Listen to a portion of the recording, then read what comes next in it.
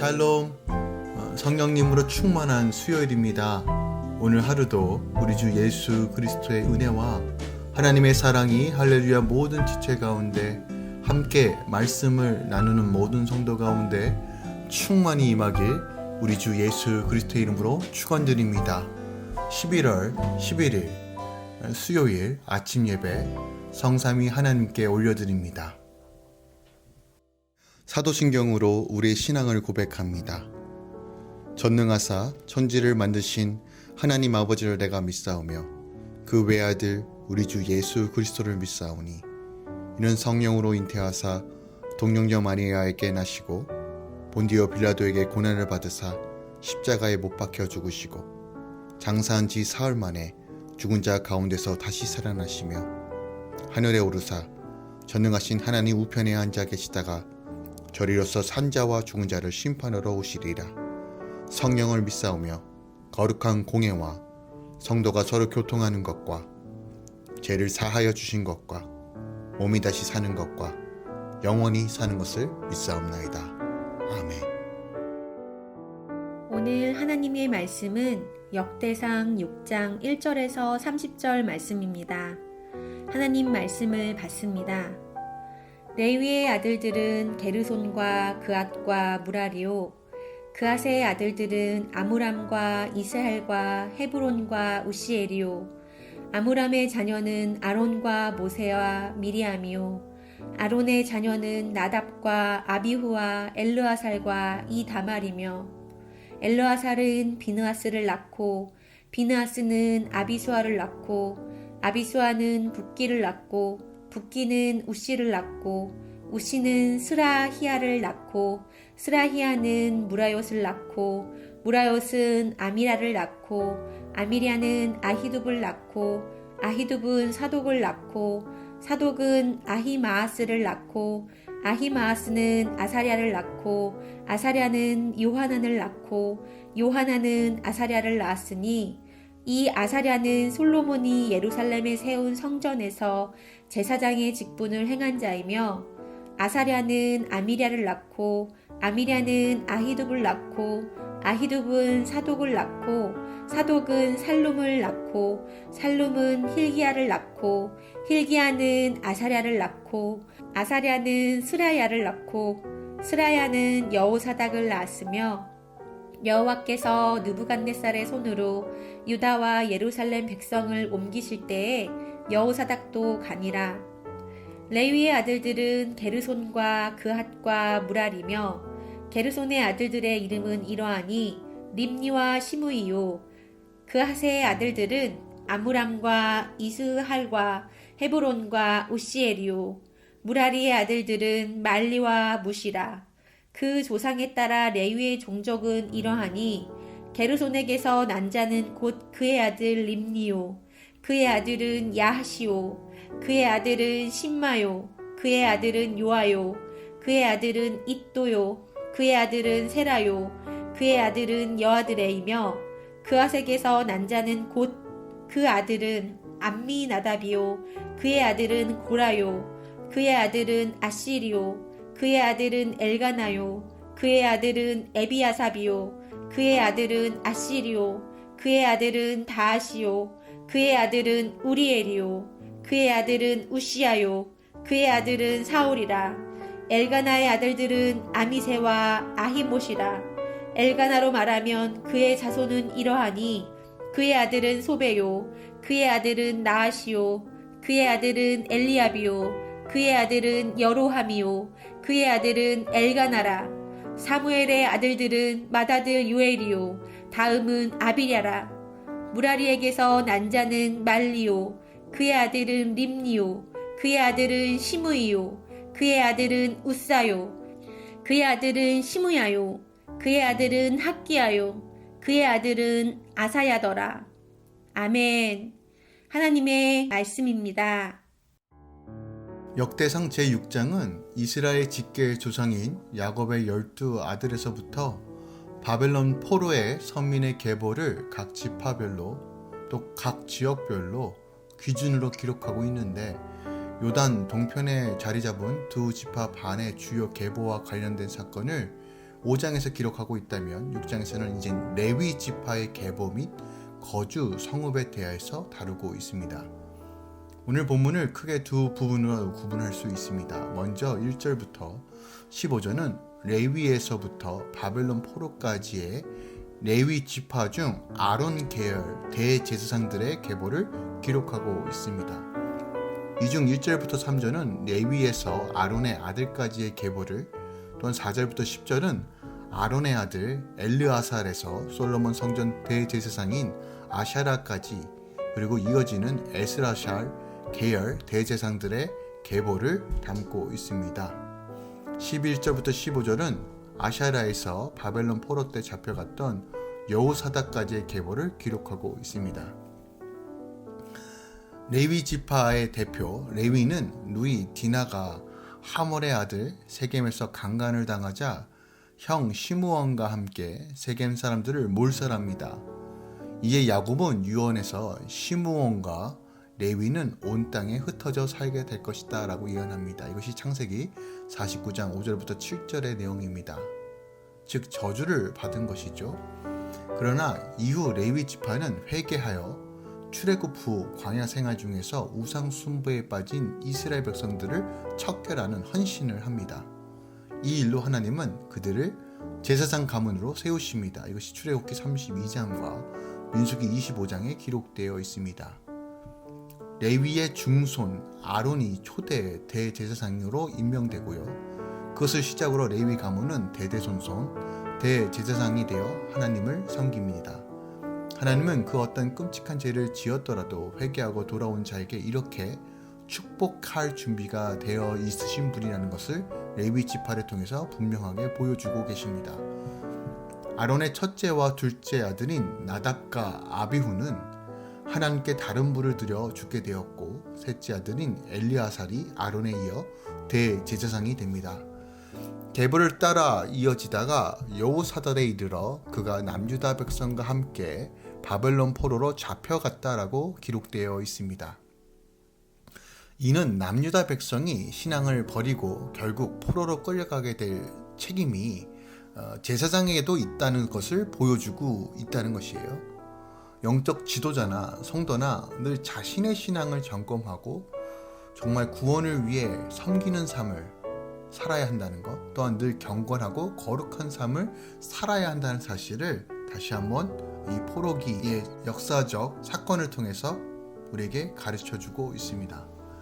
16절부터 30절은 대제사장 계열이 아닌 레위 지파 전체의 주요 계보를 기록하고 있습니다.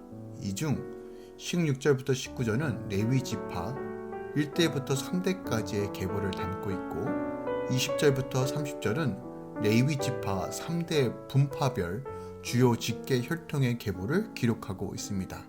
즉 일반 제사장이나 성전 봉사자들의 직무를 수행한 레위의 세 아들과 그 자손의 계보가 나오고 있습니다. 그런데 여기에서 성막에서 헌신한 수많은 레위 자손과 함께 모세와 아론에게 반역하다가 땅속에 삼켜진 고라의 이름도 올라와 있습니다. 그 이유는 고라의 아들 아실로가 계보에 기록되어 있는데 아실이 고라의 반역에 가담하지 않았기 때문에 지금 계보에 기록되어 있는 것입니다.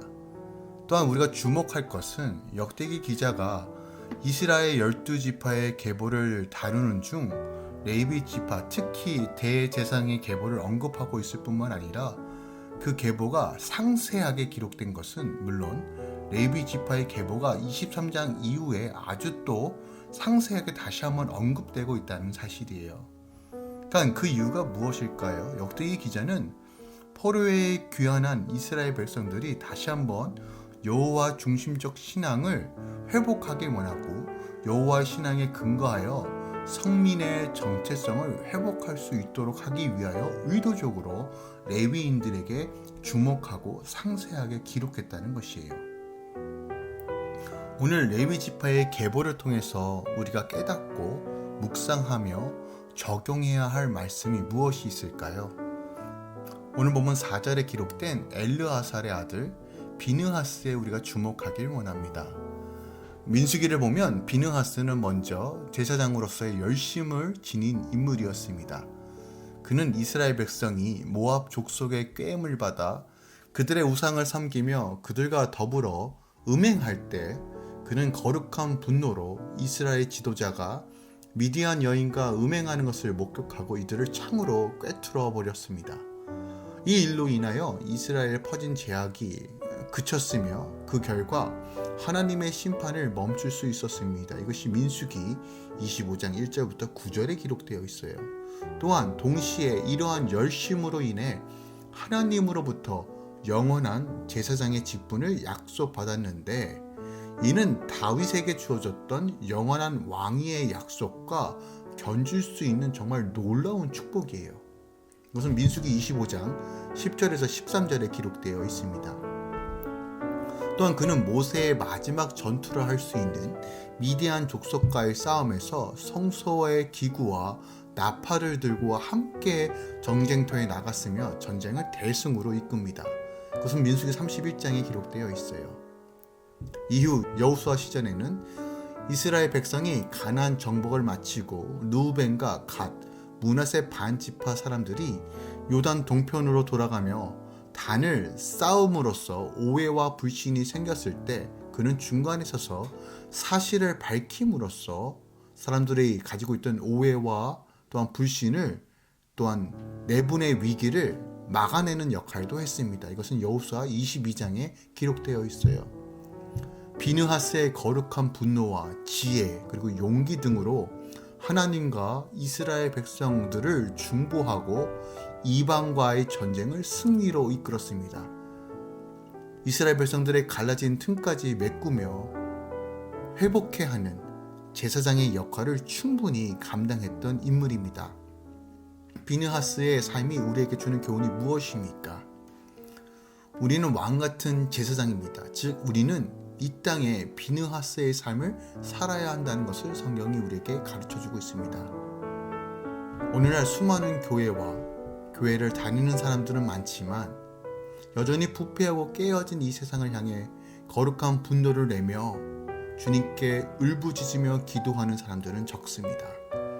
또한 서로 갈라진 마음, 깨어진 마음과 상처를 보듬며 서로 연결해주고 화목케 하는 역할을 감당하는 사람들도 적습니다. 그저 나만 피해받지 않고 나만 안전하면 되고 나만 평안과 안심만 누리면 된다라고 생각하는 것이 우리의 생각입니다.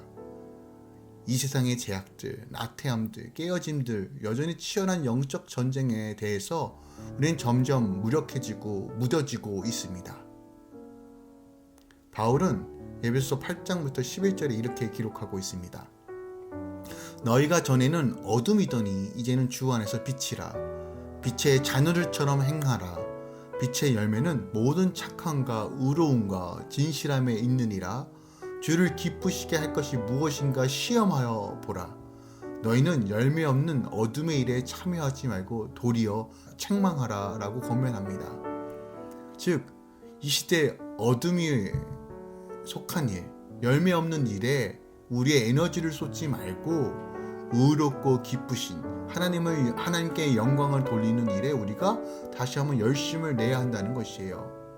바로 비느하스처럼 깨어진 이 시대를 보며 제약된 것을 바라보며 하나님께서 주신 그 거룩한 분노로서 다시 한번 사람들을 깨우고 기도하고 중보하며 거룩함으로 하나님의 영광을 드러나는 군사, 하나님께서 깨우신 그 군사의 역할을 감당해야 된다는 것이에요. 오늘 하루 무력해지는 우리의 신앙과 믿음을 다시 한번 점검하며 하나님 나라의 진리의 공의와 햇불을 밝힘으로써 이 시대가 바로 설 수 있도록 중보하며 기도하며 나아가시길 우리 주님의 이름으로, 우리 예수님의 이름으로 부탁드리고 축원드립니다. 또한 우리 다음 세대들이 온전히 이 땅에서 하나님의 빛을 드러내는 삶을 살 수 있도록 격려와 기도로 오늘 하루를 시작하며 또 마무리하시길 우리 주님의 이름으로 부탁드립니다. 오늘은 리멤버스 데이 휴일입니다. 온 가족과 함께 기도하며 시작하며 또 주일 말씀과 오늘 말씀을 생각하며 하나님께서 우리 가정 가운데 무엇을 원하는지 다시 한번 귀 기울여 보는 것은 어떠신가요? 오늘 하루도 영적으로 깨어 하나님만 바라보며 정말 주님께서 온전하게 통치하시는 가정과 또한 여러분의 삶 되시길 기도하며 바라보시길 우리 주 예수 그리스도의 이름으로 다시 한번 축원드립니다. 기도하겠습니다. 사랑하는 주님, 오늘 비느하스를 기억합니다. 정말 영원한 제사장의 가문으로 세울 거라는 약속을 받은 이 비느하스, 주님의 마음으로 거룩한 분으로서 세상 가운데 담대하게 주의 거룩하심을 드러내며 외쳤던 그의 삶을 바라보며 다시 한번 우리 삶을 점검해 봅니다. 나만 생각하고 내 가정만 생각하는 것이 아니라 이 땅에 무너져가는 이 어둠의 사슬들을 바라보면서 깨어 기도하며 성령 안에서 바로 서길 소망합니다. 거룩하고 성별된 삶, 주의 말씀을 지켜 행하며 주님을 증거하는 삶으로 우리 인도하여 주시옵소서. 또한 어떠한 환경과 어려움 속에서도 우리를 지키시고 인도하여 주시고 주의 신령한 보호하심으로 채워 주시옵소서. 우리 다음 세대들 믿음으로 걸어가기 원합니다. 세상에 미혹된 것 때문에 중독되고 나태해지는 것이 아니라 하나님의 말씀을 가까이 하고 깨어 기도하며 주님께 바로 설 수 있도록 성령 하나님 역사하여 주시옵소서. 오늘 휴일인데 평화가 안식으로 채워주시고 또한 회복을 통해서 재충전을 통해서 또한 주의 나라를 위해 온전히 나아갈 수 있도록 역사하여 주시옵소서. 이제는 우리 주 예수 그리스도의 은혜와 우리 하나님 아버지의 놀라우신 사랑과 성령님의 내주교통 충만 역사하심이 오늘도 비느하스처럼 주님만 바라보며 결단하며 거룩한 분노와 또한 주님께서 주신 그 대제사장의 사명을 감당하며 화목케 하는 그 역할을 감당하는 모든 주의 성도들의 삶 가운데 이제로부터 영원까지 함께 있을지어다. 아멘.